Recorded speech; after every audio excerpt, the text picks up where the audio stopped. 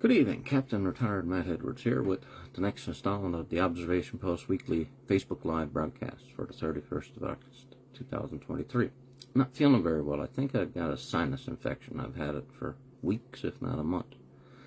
Tastes and smells terrible coming out of my nose. However, I'm going to try to get through some of the draft. Instead of reading off some of my points I put into my list, oh, gross. I'll go through some of the draft SISIP long-term disability statement of claim. Now, I'm starting to think very seriously about taking this stuff to court. So, I took the McInnes-Cooper statement of claim for Dennis Manuge's class action, and I used that as a template. So, the applicant has suffered financial loss and damages, including psychological damages, attributable to the wrongful acts, I should put in a word there, I guess, committed on behalf of the respondent, which will be Canada.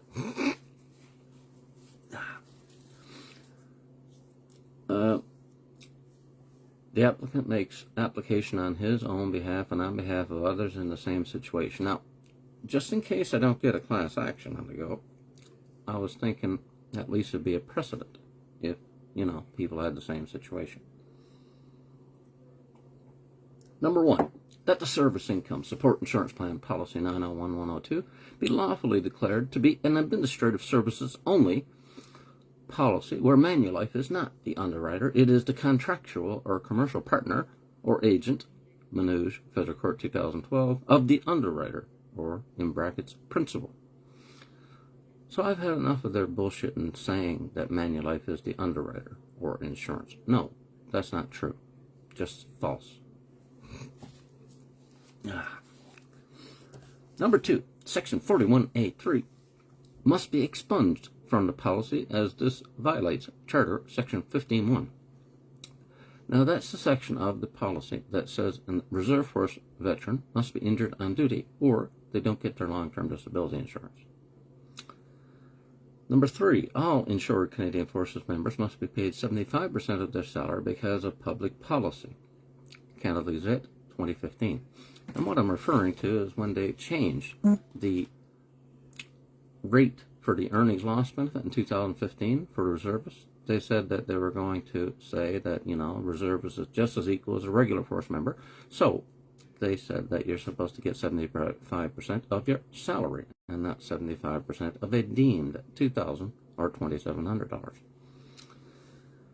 Number four, the cost of living allowance, COLA, must be set at the wage index and or consumer price index as public policy dictates.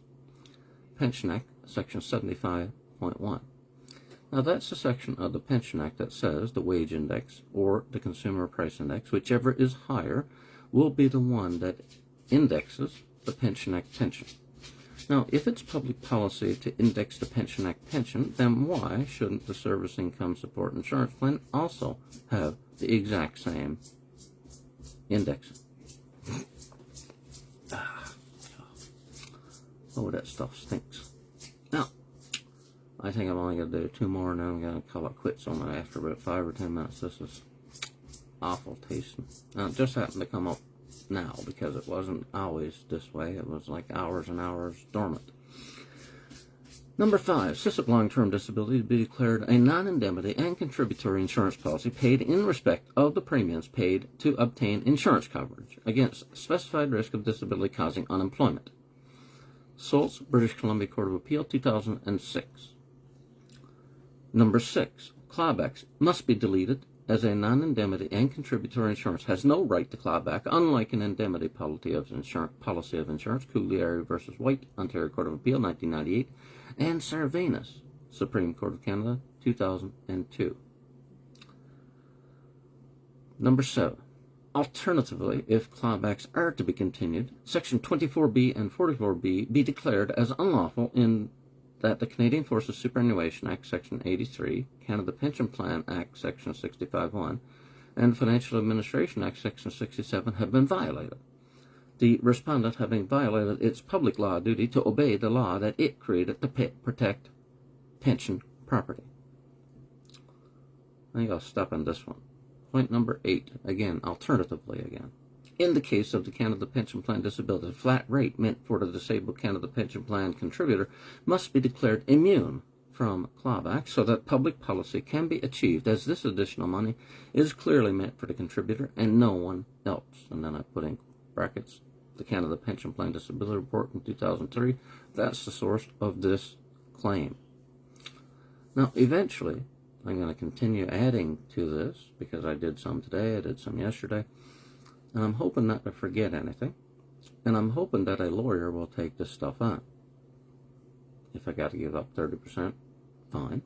But I want to get this stuff over and done with before I die. I mean, everybody dies. And I want something fixed before my wife and children, are left holding the bag and not getting anything. Because I'm the only person around that seems to understand this crap. Anyway, that's all for me tonight because this is feeling worse this evening than it has been in a while. I probably should call the doctor and see if I can get some antibiotics. See you next week.